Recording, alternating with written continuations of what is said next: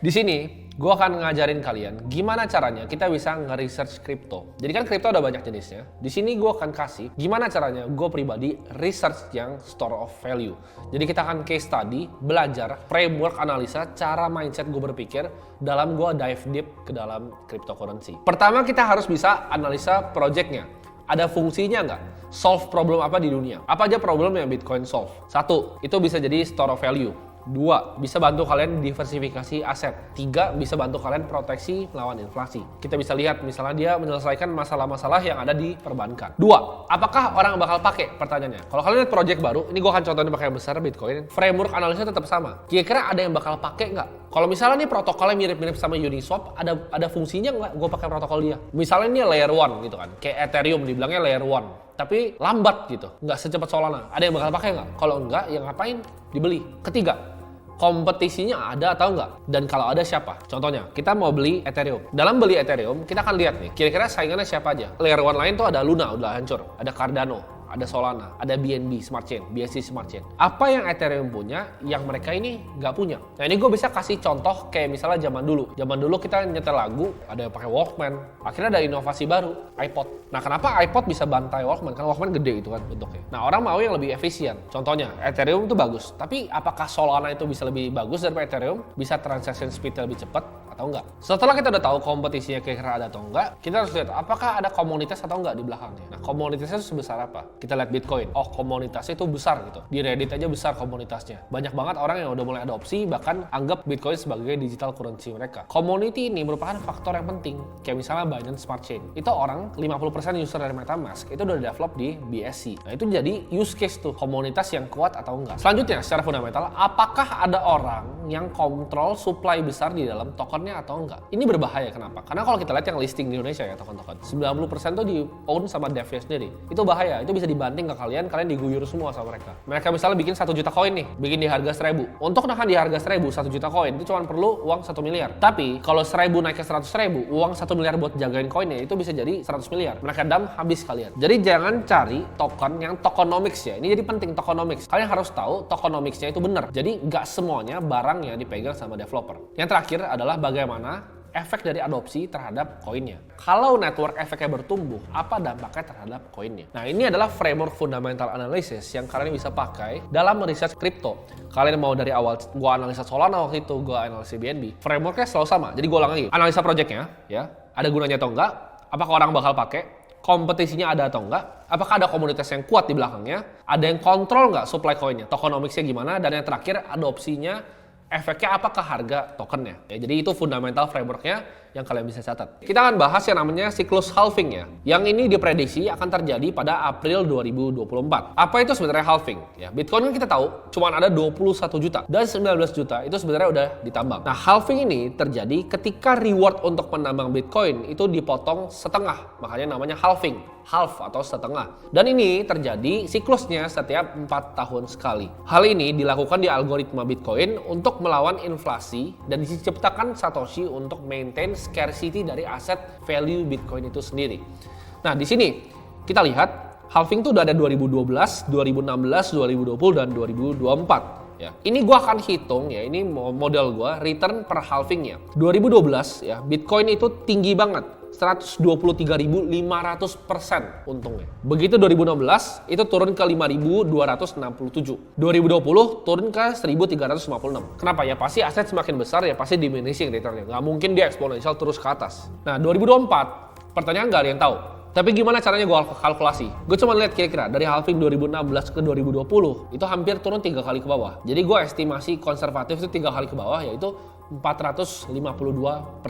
Jadi nanti begitu naik dari harga sekarang itu mungkin naik 452% sampai siklusnya yang tadi gue bilang di saat 2024 tapi udah akhirnya. Karena Bitcoin itu dia nggak naik pas halving ya. Di sini kan kita bisa lihat April 25 nih ya, kira-kira April 25. Tapi kemungkinan naiknya itu nggak April 25. Mungkin Bitcoin naiknya nanti begitu udah November 2024 atau bahkan awal-awal Januari di 2025. Dia mungkin bakal summer lagi mau arah ke all time high. Selanjutnya Di sini ada salah satu metode yang gue suka banget ngeliat, yaitu stock to flow. Ya, ini dibikin sama di Twitter namanya Plan B. Jadi untuk prediksi harga Bitcoin. Nah, stock to flow ini sebenarnya model yang digunakan untuk menghitung keberadaan dari jumlah suatu komoditas. Jadi sebelumnya stock to flow ini banyak dipakai untuk komoditas misalnya seperti emas ataupun silver, perak. Dan sekarang ini diterapin di Bitcoin. Nah, ini kita lihat, ini datanya dari Glassnode ya. Deflection, yang gue suka lihat itu bukan stock to flow biasa. Yang kalian lihat itu ada rainbow chart. Yang gue suka lihat adalah deflection stock to flow ratio-nya. Di sini gue lihat ya, deflection stock to flow-nya mencapai historis tertinggi di 0,15 dari harga prediksi Bitcoin yang mengindikasi apa? Mengindikasi bear market dan penilaian under value. Karena di sini ketakutan pasar selama 365 hari terakhir. Kita bisa lihat di sini, ini juga datanya dari Glassnode. Jadi selama setahun terakhir 213 billion of loss dari Bitcoin udah di-realize. Sedangkan bull run 2021, profit yang udah di take profit, udah di-realize sama para trader itu 455 billion US dollar. Nah, di situ ada namanya relative capital loss ya, 47% dari gain bull market. Gue bisa lihat ini. Jadi gue lihat relative capital loss-nya dari siklus sebelumnya. Ini mirip sama tahun waktu pas 2018. Gue mau kasih tahu kalian, cara gue pribadi itu analisa store of value dari sebuah koin ya. Jadi koin-koin yang store of value akan kayak gini cara gue analisanya. Dan ini menurut gue kenapa alasan Michael Saylor itu taruh 130.000 Bitcoin di treasuries-nya MicroStrategy. Kenapa Jack Dorsey itu bikin di Square ya balance sheet-nya pakai Bitcoin, dan kenapa Elon Musk pun Teslanya treasury-nya itu pakai Bitcoin. Ini model yang kalian nggak akan ketemu di tempat lain karena ini adalah hitung-hitungan gue, dan gue udah hitungin untuk kalian, jadi kalian bisa lihat praktek langsung nih kita cara gue analisnya seperti apa. Nah, di sini kita lihat ya, Bitcoin udah ditambang. Kan Bitcoin total supply-nya itu 21 juta. Tapi itu kan dicapai di tahun 2100-an. Jadi sekarang itu yang masih ditambang 19.227.900 koin. Dari sini kita harus lihat nih berapa koin yang bisa kita dapetin. Di sini ya lokalnya Satoshi itu ada sekitar 1 jutaan. Di sini gue juga hitung Bitcoin yang hilang tuh ada sekitar 4,1 jutaan. Nah, jadi real supply dari Bitcoin itu total mine-nya dikurang lockup Satoshi dikurang Bitcoin yang hilang. Di sini gue dapat angka di 13.900-an, ya hampir 14 juta koin. Dari 14 juta koin ini, kalau misalnya ini dipakai untuk currency global, kita harus lihat populasi dunia. Populasi dunia itu ada 7,8 miliar orang. Jadi tinggal dibagi aja dari kira-kira total Bitcoinnya sama orangnya berapa. Jadi di sini gue dapat Bitcoin per orangnya itu 0,001, yaitu harga Bitcoin sekarang di 236.900. Untuk kalian punya kepemilikan Bitcoin di atas rata-rata dari semua orang di dunia, kalian cuma perlu beli Bitcoin sebesar Rp422.000. Jadi kalau kalian punya Bitcoin, kayak misalnya 500.000 gitu, 500.000 rupiah, kalian itu udah di atas rata-rata kepemilikan Bitcoin orang-orang di dunia. Karena semuanya rebutan ke koin yang limited supply-nya. Karena yang 7,8 miliar orang ini, itu belum melek. Jadi lu cuma sekedar beli 500.000, itu udah di atas dari rata-rata. Oke, jadi ini adalah price prediction model gue. Cara gue analisa, gue forecasting. Kan kalau gue mau beli aset, gue harus cari fair value-nya berapa. Jadi kalau Bitcoin, itu gue cari fair value dengan cara seperti ini. Jadi gue tarik forecast analis ya, 50-60 analis. Kita lihat kayak keyword-nya ARK Invest, mereka kasih target kan. Bitcoin, bakal segini nih, Bitcoin bakal segini. Itu gue jadiin data agregat, baru gue tarik semuanya. Banyak yang bilang bahwa Bitcoin tahun 2030 itu bisa $1 juta. Tapi di sini gue akan pakai yang konservatif sesuai prediksi modal gue. Di 2022, yaitu sekarang itu dari harga 16.932 di saat video ini di shot. Nah, 2023 menurut gue ini akan mulai bottom nih. Awal-awal Q1 di 14.410. 2024 ini mungkin akan rebound, tapi menurut gue belum terlalu tinggi. Masih angka 19.000 bahkan sampai 22.000 kalau gue ngeliatnya. Nah, 2025 kenapa gue dapat 85.880 ini? Ini dari harga 2024 gue kali dengan yang tadi. Dengan yang tadi gue bilang di awal, bahwa biasa Bitcoin return per halving itu naik 451%. 2026 ini tinggal gue kaliin aja 91.580, dan target gue by 2030 Bitcoin itu harganya $223.000. Nah, ini jadi yang 2027, 2028, 2029 ini gue kali 30% sampai gue kali 10% ya dari pertumbuhannya. Kenapa? Karena Bitcoin kita lihat itu bertumbuh sebenarnya 68% year on year sampai 2021.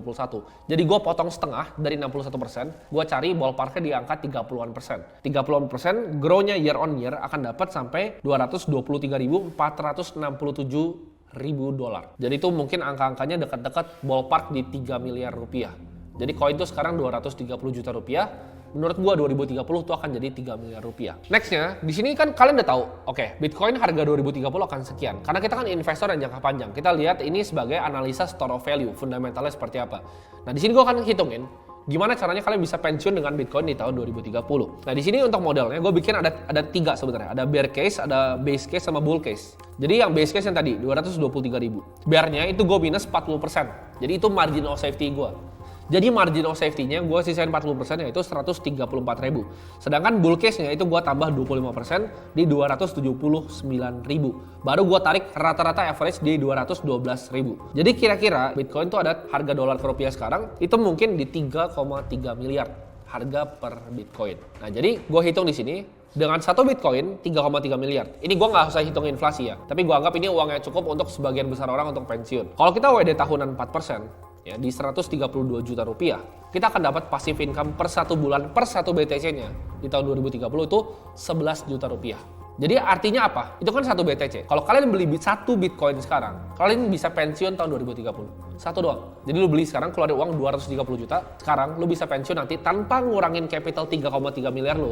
Karena itu kan dia naik tarik 4%, dia naik tarik 4%. Itu uang infinity 11 juta per bulan dengan harga cuma 230-an juta. Nah, menurut kalian worth it atau enggak untuk kalian ngumpulin total value ini satu Bitcoin? Bitcoin menurut gua adalah aset yang sangat scarce dan menurut gua akan memberikan imbal hasil yang sangat amat tinggi. Nah, Bitcoin sendiri, karena menurut gue itu supply-nya deflationary dan makin banyak akan koin yang hilang. Tadi yang gue bilang hitung tadi 13.900.000 itu cuma akan turun aja. Karena bakal lebih banyak tiap hari itu ada koin-koin yang hilang terus. Jadi ini akan makin scarce, supply-nya makin sedikit dan demand-nya makin banyak seiring adopsi berjalan. Karena sekarang mayoritas orang Indonesia aja banyak yang belum punya Bitcoin.